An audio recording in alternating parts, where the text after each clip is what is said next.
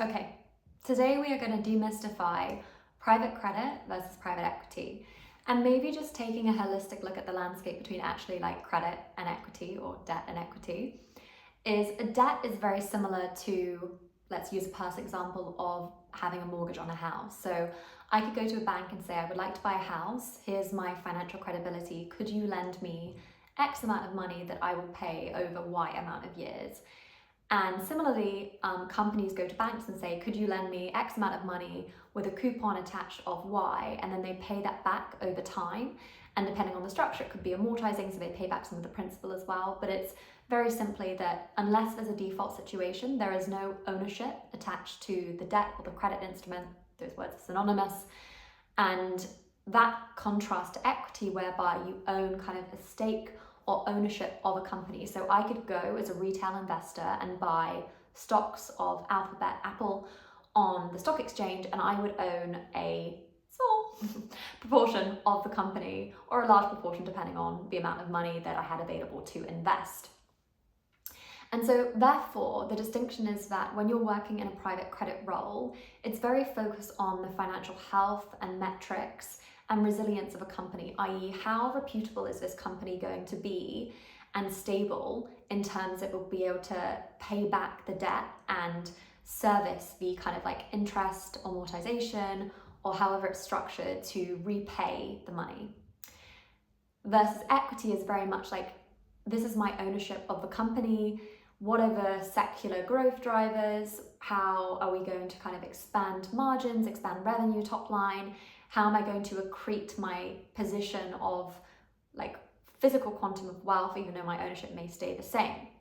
And one of the key kind of differences to highlight is the risk return spectrum is very different on those types of instruments. So taking kind of senior credit at the top end, it's lower risk and therefore it is lower return.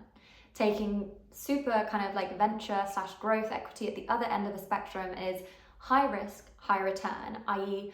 you may have a lot of volatility and you may end up losing a lot of money, but equally you can have something called a home run or a breakout scenario where you make a lot of money.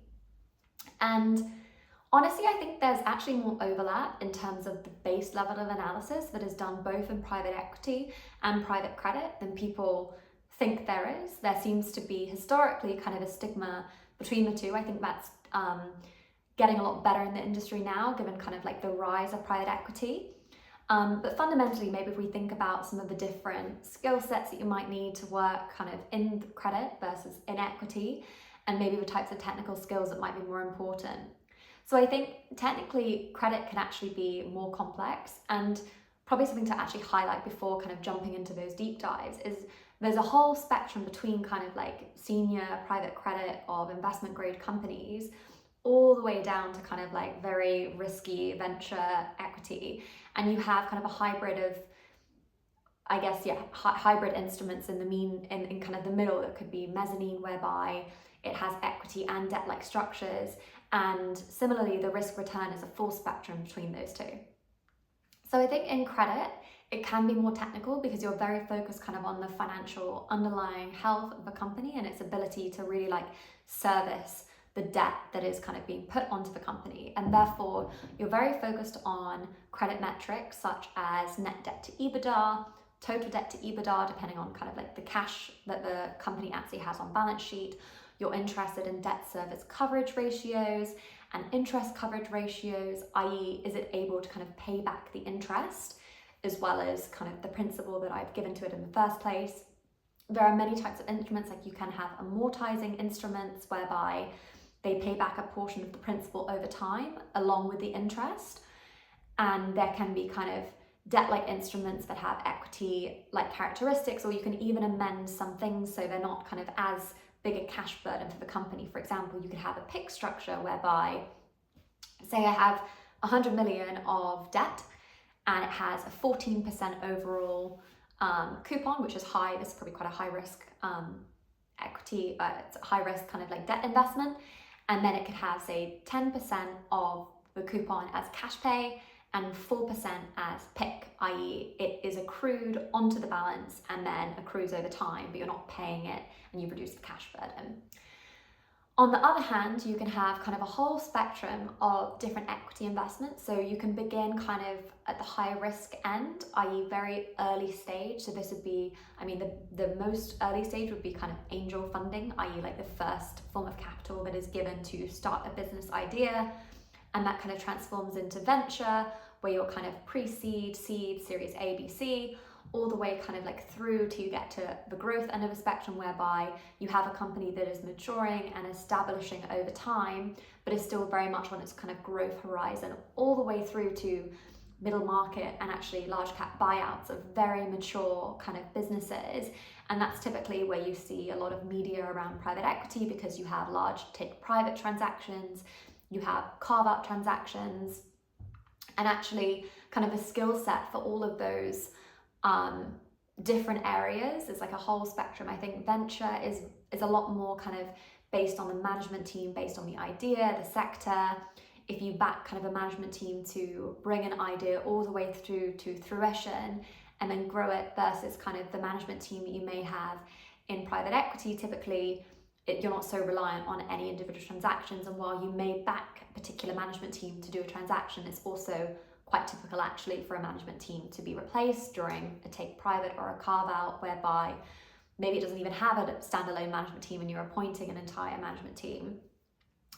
And I think on the equity side, especially when it comes to kind of value creation, is you're thinking very strategically about how you can take a business that has been run, maybe it was sponsor backed before, i.e. previously owned by a private equity company and it's a secondary buyout. Maybe it's a completely brand new primary proprietary situation, and how you can really add value by changing the way in which the company functions, i.e. how can you expand the top line? What kind of cost initiatives can you do, or restructuring, rationalization, or even maybe centralization of procurement, or different kind of cost initiatives to grow and expand margins? Or is there a way in which you could reposition the business to actually have a higher quality of income, i.e. you're going to accrete its exit multiple over time? And I think those are the basics between kind of looking at private credit and private equity. I think it is important to highlight that actually there's a huge amount of overlap between the two, because fundamentally everyone wants a financially sound company, albeit you have different levels of risk appetite. But in both roles, you actually end up interacting with a whole bunch of different stakeholders.